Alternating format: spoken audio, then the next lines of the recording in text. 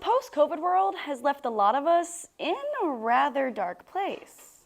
In fact, the CDC released a study in January of 2022, stating teens today are experiencing sadness, anxiety, and hopelessness at a far greater rate than any generation prior.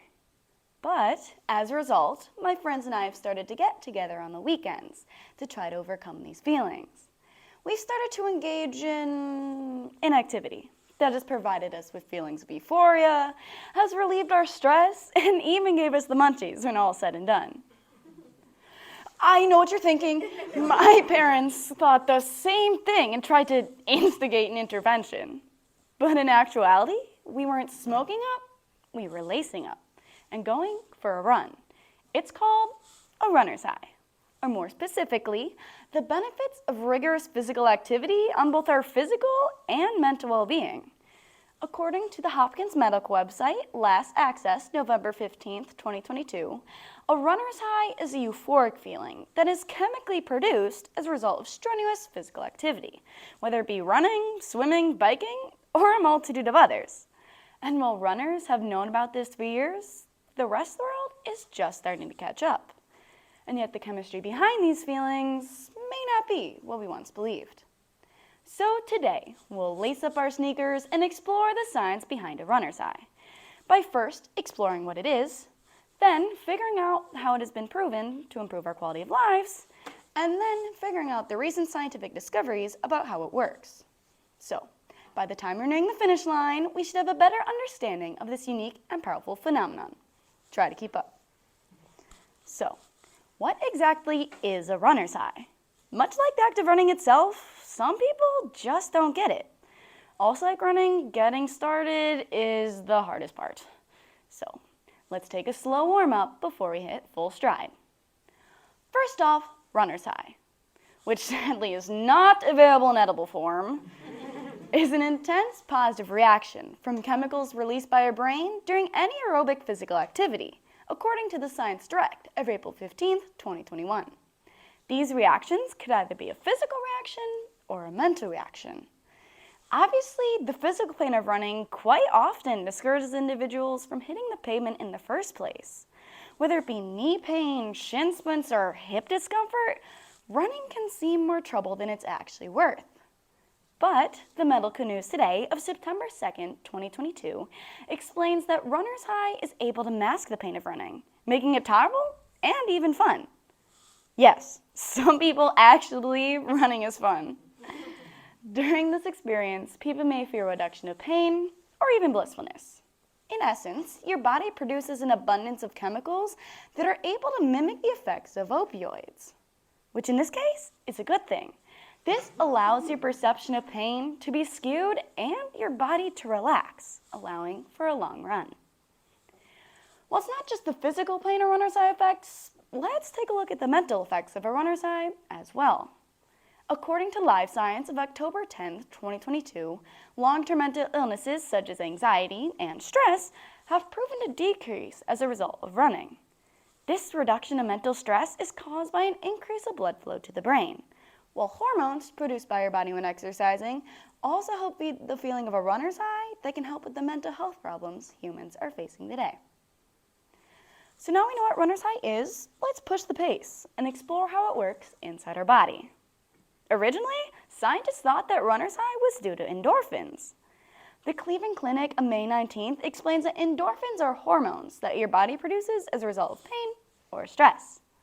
Then, these endorphins interact with the receptors in your brain that trigger a positive numb feeling that mimics the effect of morphine in order to mask the pain of running. This year, on October 10th, Live Science explained that for decades, scientists knew that endorphins were the cause of runner's high and thought they were solely responsible for the joy and happiness during this experience. But that is not the case. While endorphins do help relieve pain, new research shows there's even more going on than originally thought. Endocannabinoids are the secret protein powder that makes runner's high a euphoric experience. Unlike endorphins, which cannot break the blood-brain barrier, endocannabinoids can cross that threshold and allow for reduction in anxiety and high that is associated with the runner's high.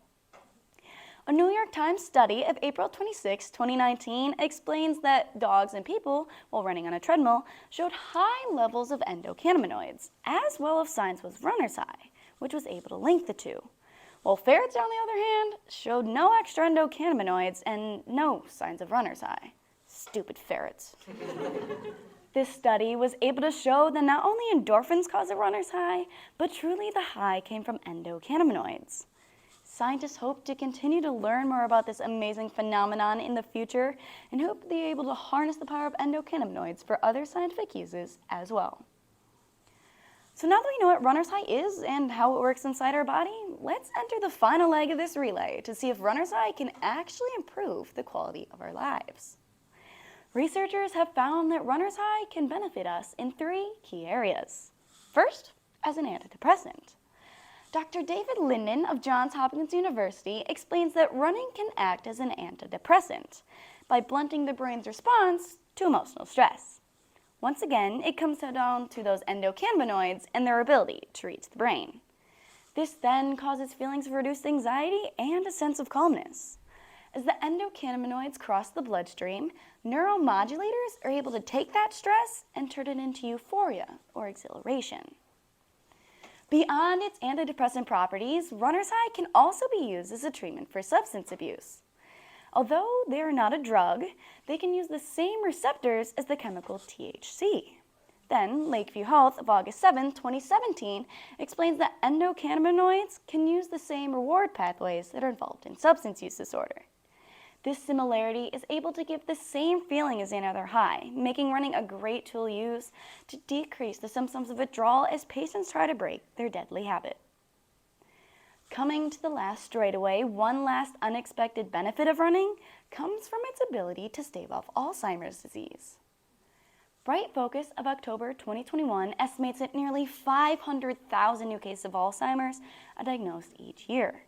But Verywell Health of October 21, 2020 explains that runner's high is able to reduce the risk of dying from Alzheimer's by up to 40% and to delay the onset of this disease for years, if not permanently. Once again, it comes down to those endocannabinoids and endorphins, which essentially protect the brain from falling victim to this deadly disease and allow individuals to live a relatively healthy, long life. That wasn't so bad. A nice light jog to spice up your day. As we cross the finish line, let's recap what we've learned. First, we discovered what a runner's high was.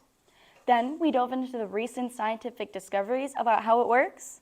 And finally, figured out how it has been proven to improve the quality of our lives. So, the next time you're bored at home or feeling a little under the weather, don't do drugs and just say go.